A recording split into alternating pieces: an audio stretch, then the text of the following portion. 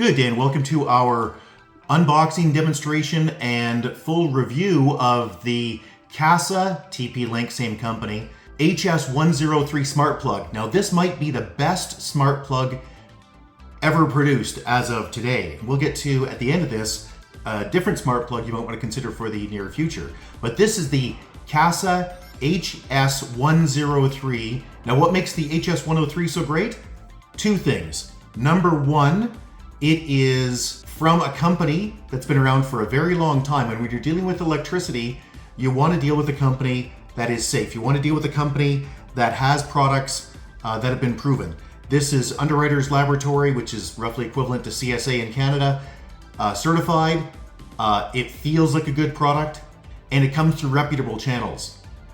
The second thing that makes this great is this cost me about $8 Canadian, so let's call it $6 US. Now, I did buy a 4-pack. If you buy these individually, they cost about $11 Canadian, so let's call it $8.50 US. Very cheap. And that gets to a good point. We source these through Amazon, but you can get them at Best Buy, you can get them from Walmart, you can get them off eBay, you can get them from a million places.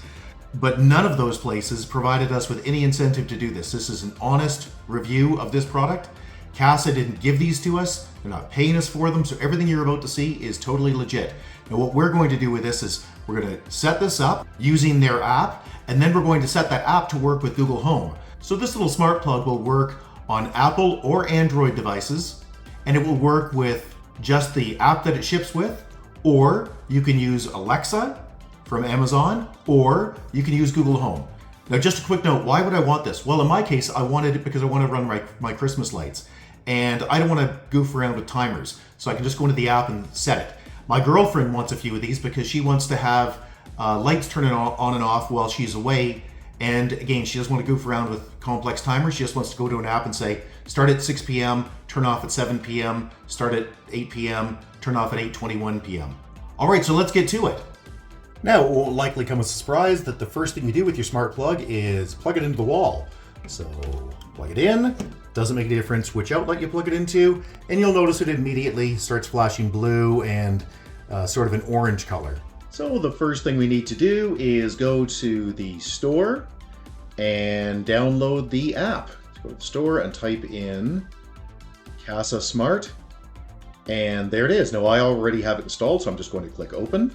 You'll be asked to create an account or to sign in. I have already done that.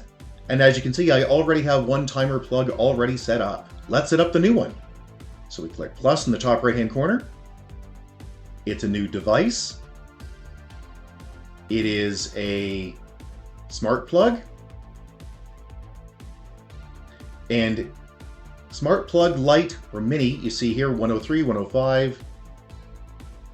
And here you see smart plug Lite/mini, Wi-Fi, HS103, HS105, KP100, so on and so forth, including the new ones, the KP125 and the EP25,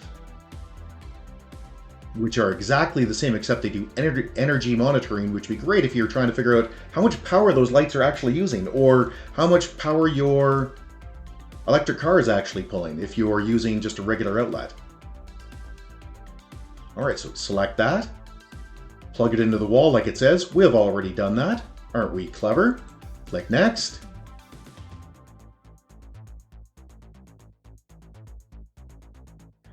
It says, is it blinking blue and orange?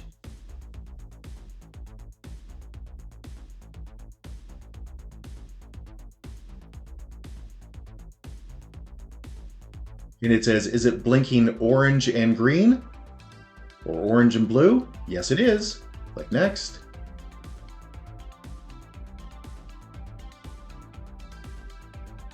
And it found it. Click connect.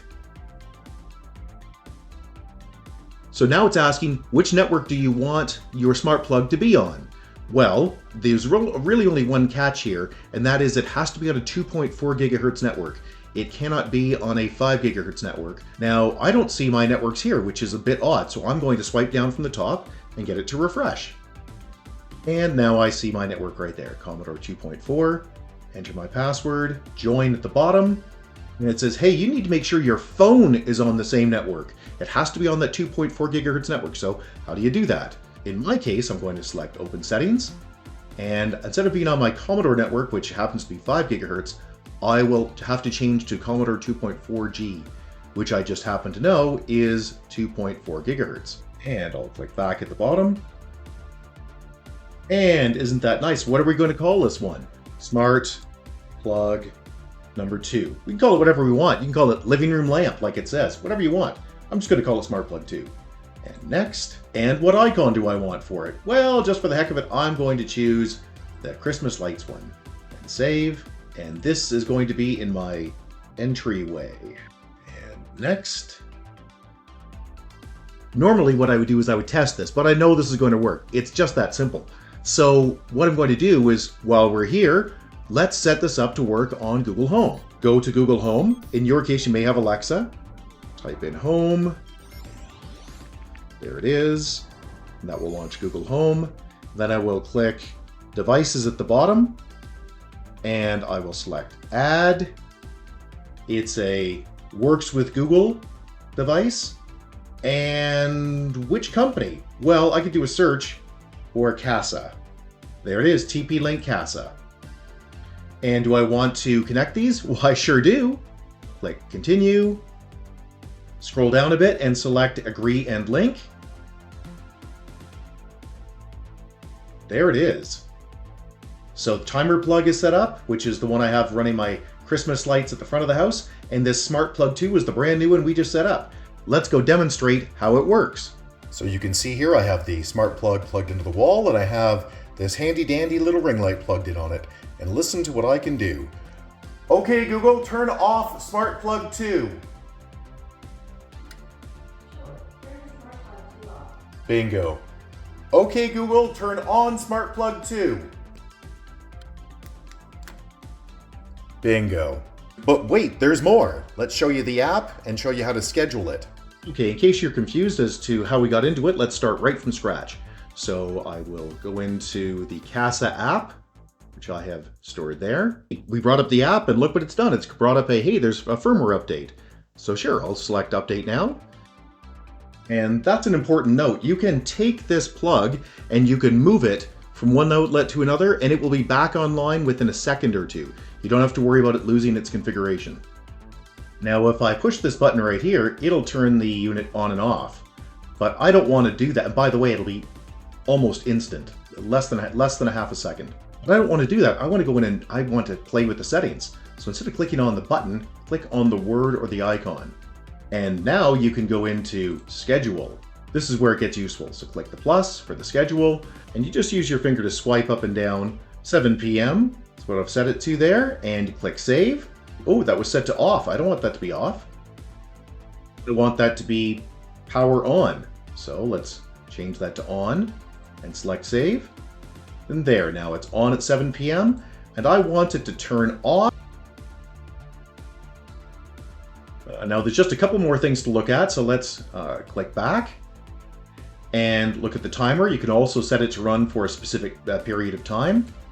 You can also set an away mode, which is kind of cool.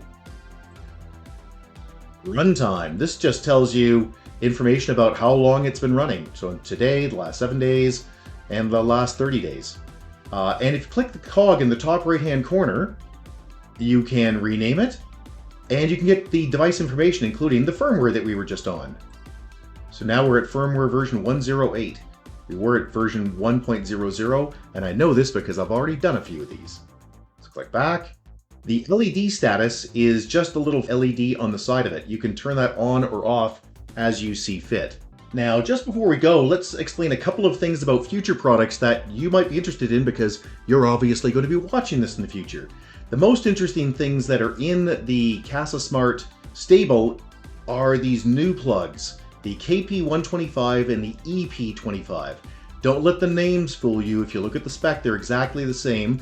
And if you ask tech support what the difference is, they'll tell you nothing. It's a branding thing. It's so that they can sell one product through one distribution channel and the other through a different distribution channel, and then they don't have to compete on price because the SKUs aren't the same. So don't worry about that. These are the same product. What's the difference between the KP125 and the HS103? Well, really, just one thing, energy monitoring, and that's why these are new. So these are the new product coming out. They're going to cost about $20, maybe a little bit more Canadian. So that will be about, let's call it $15 US each. Certainly more than double what these HS103s are. And the big feature you get is energy monitoring. And that allows you to see how much juice your device is using, whatever you have plugged into that little Kasa KP125. All right, as we said, this is completely unsponsored, so we'd really appreciate the big thumbs up if you found this video useful. If you have any questions or concerns, you can always get a hold of us directly at www.urtech.ca. That's www.urtech.ca. Or you can leave a question or a comment below, and if we don't get back to you, somebody will, because on YouTube, everybody has an opinion. Thanks, and have a great day. Bye-bye.